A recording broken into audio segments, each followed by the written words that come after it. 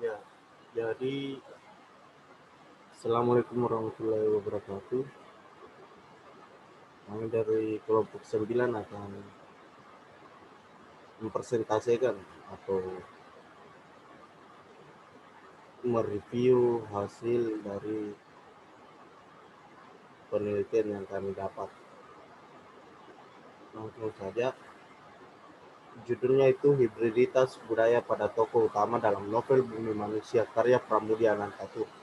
Kajian Pasca Kolonial oleh Maulana Hadi Fadloli, Sastra Indonesia, Fakultas Ilmu Budaya, Universitas Diponegoro 2019.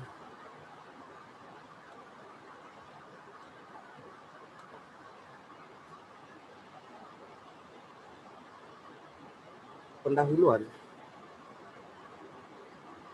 menurut Catherine Bandel, karya sastra termasuk produk budaya yang sejak awal menjadi perhatian studi pasca kolonial. Bahkan jauh sebelum munculnya istilah pasca kolonial, sastrawan-sastrawan di negeri terjajah atau di negeri pasca kolonial menulis dengan mempersoalkan pengalaman post-kolonial dalam karya-karya mereka. Bandel 2013-2 180. Dengan begitu, maka sastra pasca kolonial dapat diartikan sebagai karya sastra yang ditulis oleh penulis seorang penulis yang hidup di negara kolonial secara tidak langsung. Sastra Indonesia dapat didefinisikan sebagai sastra postkolonial. Kolonialisme meninggalkan beribu macam pelajaran terhadap bangsa Indonesia, mulai dari sosial, sejarah, hingga kebudayaan. Dalam novel Bumi Manusia, Pramudia Anantatur menggambarkan secara detail bagaimana kolonialisme berlangsung. Bayang-bayang masa kolonialisme akan selalu tertanam dalam bangsa Indonesia hingga sampai saat ini. Dampaknya sangat masif dirasakan oleh bangsa Indonesia, terutama oleh dunia timur. Penulis akan mencoba mengkaji tentang hibriditas budaya yang terjadi pada masa kolonial. Bumi Manusia merupakan salah satu tetralogi Pulau Buru yang ditulis oleh salah satu penulis termasyhur Indonesia, Pramudia Anantatur. Tetralogi Pulau Buru terdiri dari Bumi Manusia, Anak Semua Bangsa, Jejak Langkah, dan Rumah Kaca. Novel Bumi Manusia telah diterjemahkan ke dalam berbagai bahasa asing sehingga telah dibaca oleh dunia. Saat ini, novel tersebut telah sampai cetakan ke-29 yang dicetak pada bulan September tahun 2018. Dicetak oleh percetakan Grafika Mardi Yohana di Bogor, serta diterbitkan dan diluaskan oleh Lentera di Pantara. Novel Bumi Manusia sukses membuat pembaca terpesona dengan cerita romantis yang berbalut masa kolonial. Rumusan masalahnya, dengan dengan beberapa latar belakang yang telah dijelaskan, maka dapat digambarkan dan merumuskan di bawah ini. 1. Bagaimana wacana pasca kolonialisme diinterpretasikan dalam novel Bumi Manusia? Bagaimana unsur intrinsik dalam novel Bumi Manusia dilihat dari unsur tokoh dan penokohan, latar serta alur dan pengaluran.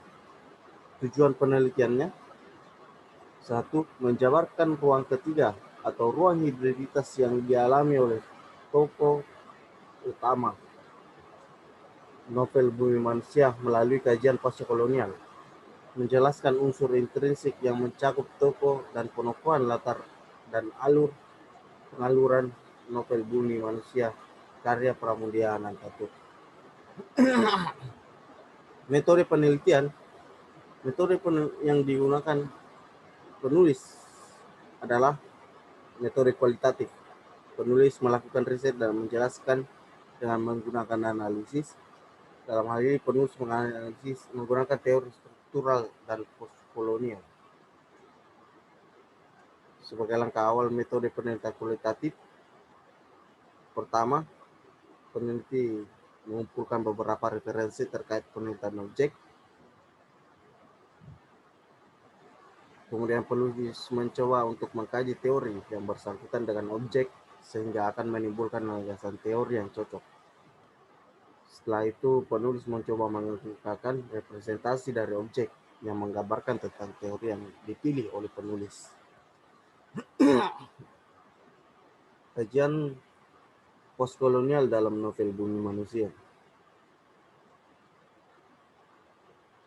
Persoalan hibriditas budaya yang terjadi dalam novel Bumi Manusia terinterpretasikan oleh Minke. Minke yang berperan menjadi tokoh utama keturunan orang Jawa menggambarkan bagaimana dirinya tercampur dengan budaya-budaya Eropa yang selama ini ia dapatkan setelah menempuh pendidikan di HBS, Hogore Burger School.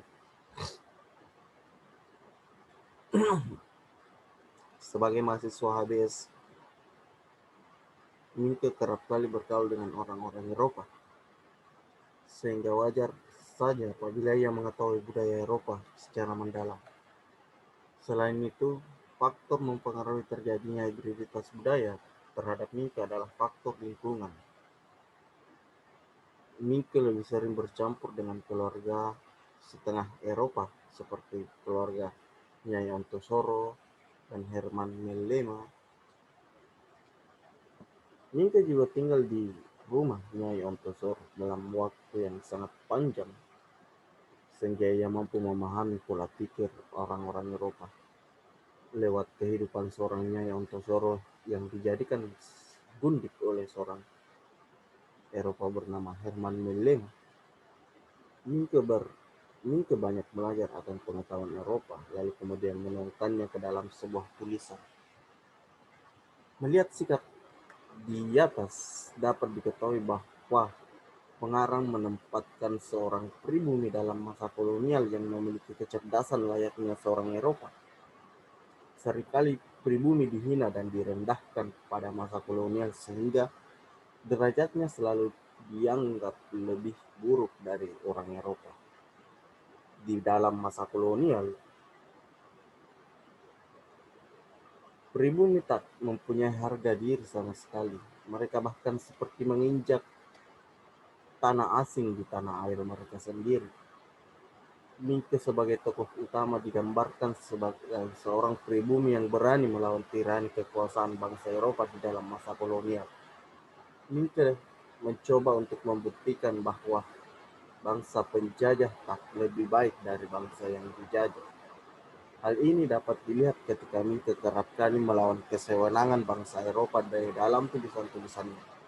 Lewat karakternya yang menguasai pemahaman Eropa, Minke melakukan pemberontakan terhadap ketidakadilan sosial yang terjadi antara pribumi dan Eropa. Satu dunia barat dan dunia timur. Bumi Manusia menggambarkan bagaimana seorang tokoh utama yang bernama Minke mengalami kondisi dunia barat dan dunia timur. Di dalam kehidupan masa kolonial, Minke kerap kali menerima sikap yang tidak enak dari seorang Eropa. Hingga harga diri Minke direndahkan begitu saja oleh orang Eropa. Salah satunya adalah Tuan Herman Mellema. Hal tersebut tertuang di dalam kutipan sebagai berikut. Ia menggeram seperti seekor kucing. Pakaiannya tidak Pakaiannya yang tiada bersetrika itu longgar pada badannya.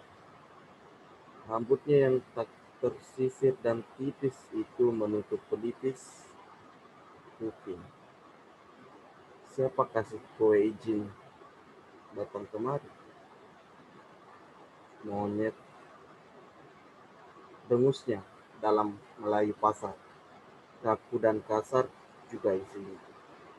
Kowe kira kau sudah pakai pakaian Eropa bersama orang Eropa bisa sedikit bicara Belanda lantas jadi Eropa? Tetap monyet, bumi manusia halaman 64. Kutipan di atas menggambarkan bagaimana di dalam novel Bumi Manusia, Minke yang merupakan seorang pribumi direndahkan begitu saja harga dirinya oleh orang Eropa.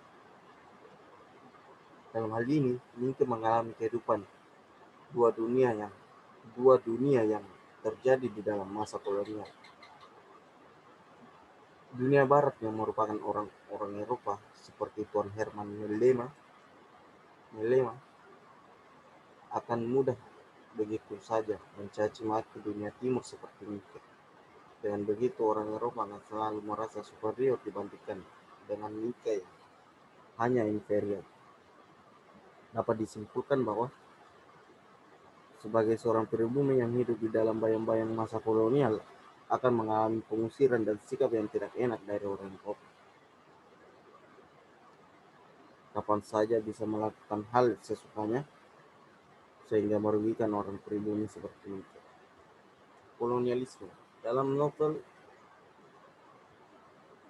ini, bagaimana orang-orang pribumi mengalami keterbelakangan dalam dunia pendidikan termasuk Minke.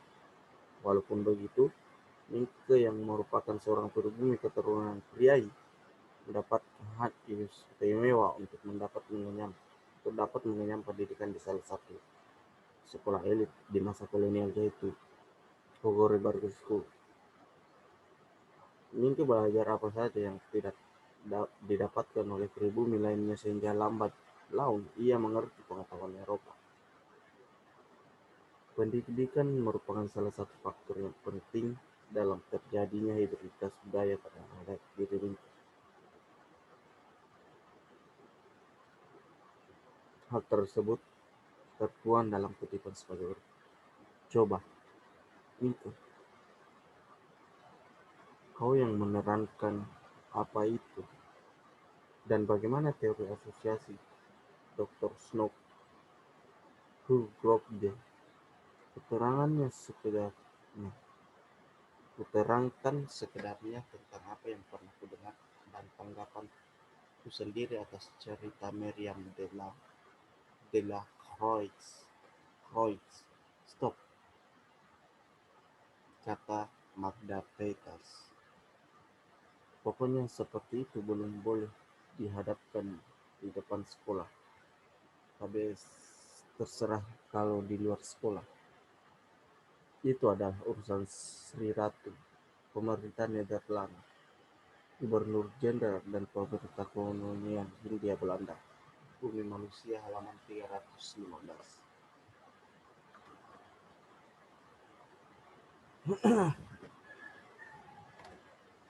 Ruang ketiga, third space, hibriditas dan mimikri Homi Baba.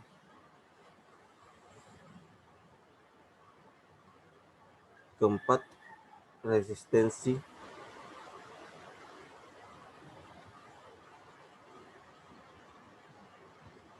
Kesimpulan, berdasarkan analisis hibriditas budaya yang terjadi pada tokoh utama dalam novel Bumi Manusia melalui kajian teori postkolonial, dapat disimpulkan bahwa Minke tokoh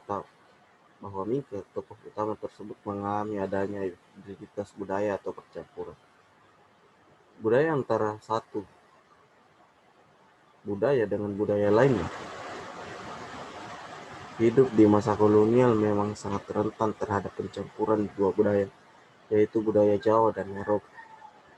Minke yang kebetulan bersekolah di HBS kerap kali bergaul dengan orang Eropa sehingga tidak heran apabila Minke memiliki wawasan mengenai bangsa Eropa. Masa kolonial diideasi dengan adanya perbedaan status sosial antara pribumi dengan Eropa. Mereka yang mengalami hibriditas budaya terkadang tidak diindahkan oleh orang Eropa walau ia dapat menguasai bahasa Eropa. Karena pada masa kolonial, orang Eropa selalu berpandangan bahwa pribumi merupakan orang yang tidak layak berada di samping mereka. Pribumi hanya menjadi pembantu dari tuan-tuan Eropa yang sehari-harinya bekerja terus tanpa belajar ilmu pengetahuan sama sekali. Dalam novel Bumi Manusia, pengarang meletakkan tokoh Nito sebagai sosok pribumi yang berbeda dengan pribumi lainnya. Ia memiliki kepribadian yang sangat tegas dan lugas serta menguasai wawasan Eropa. Dengan begitu, ia yang suka menulis kerap kali membuat tulisan dengan ketidakadilan yang terjadi terhadap seorang pribumi pada masa kolonial. Sekian dan terima kasih, itulah presentasi dari kelompok 9 yang membahas tentang kajian pasca kolonial.